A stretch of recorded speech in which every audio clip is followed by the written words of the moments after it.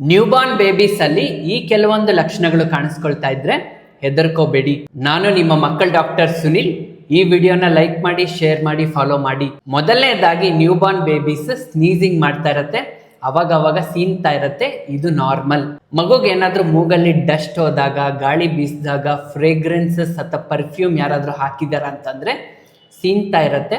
ಇದು ನಾರ್ಮಲ್. ಎರಡನೇದೇನು ಅಂತಂದ್ರೆ ಹಿಕಪ್ಸ್ ಅಥವಾ ಬಿಕ್ಕಳಿಕೆ. ಇದು ಮಗು ಹೊಟ್ಟೆ ತುಂಬಿದಾಗ ಮಸಲ್ ಅನ್ನೋದು ಸ್ಟ್ರೆಚ್ ಆಗತ್ತೆ, ಇದರಿಂದಾಗಿ ಹಿಕಪ್ಸ್ ಅನ್ನೋದು ಬರ್ತಾ ಇರತ್ತೆ. ಇದು ನಾರ್ಮಲ್, ಏನು ಪ್ರಾಬ್ಲಮ್ ಇಲ್ಲ.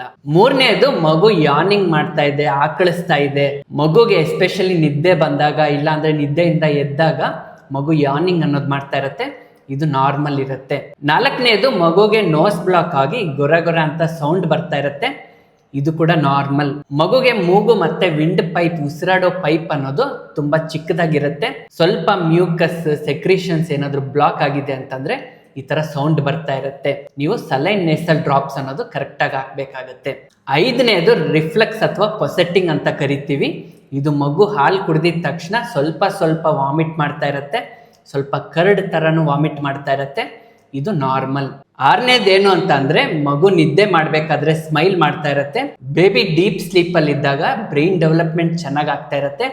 ಈ ಟೈಮಲ್ಲಿ ಮಗು ಸ್ಮೈಲ್ ಮಾಡ್ಕೋತಾ ಇರತ್ತೆ. ಇದು ನಾರ್ಮಲ್. ಏಳನೇದೇನು ಅಂತಂದ್ರೆ ಮಗು ಬೆಚ್ಚು ಬೀಳೋದು, ಸ್ಟಾರ್ಟಲ್ ಆಗೋದು, ಜೋರಾಗಿ ಸೌಂಡ್ ಏನಾದ್ರು ಮಾಡಿದಾಗ, ಮೂವ್ಮೆಂಟ್ ಮಾಡಿದಾಗ, ಮಗು ನಿದ್ದೆ ಎದ್ದಾಗ ಈ ತರ ಬೆಚ್ಚು ಬೀಳ್ತಾ ಇರತ್ತೆ. ಇದು ನಾರ್ಮಲ್ ಇರುತ್ತೆ. ಇದು 6 months ತನಕನೂ ಬೇಬೀಸ್ಗೆ ಇರುತ್ತೆ, ಯಾವುದೇ ಪ್ರಾಬ್ಲಮ್ ಇರೋದಿಲ್ಲ. ಮತ್ತೆ ಮಗು ಯೂರಿನ್ ಮಾಡೋಕ್ ಮುಂಚೆ ಮಾಡಬೇಕಾದ್ರೆ ಅಳ್ತಾ ಇರತ್ತೆ. ಇದು ಕೂಡ ನಾರ್ಮಲ್ ಇರುತ್ತೆ ಬೇಬೀಸ್ ಅಲ್ಲಿ. ಬೇಬೀಸ್ಗೆ ಬ್ಲಾಡರ್ ಕಂಟ್ರೋಲ್, ಬವೆಲ್ ಕೋಆರ್ಡಿನೇಷನ್ ಅನ್ನೋದು ಇರೋದಿಲ್ಲ. ಈ ತರ ಮಾಡಿದಾಗ ಅಳ್ತಾ ಇರತ್ತೆ.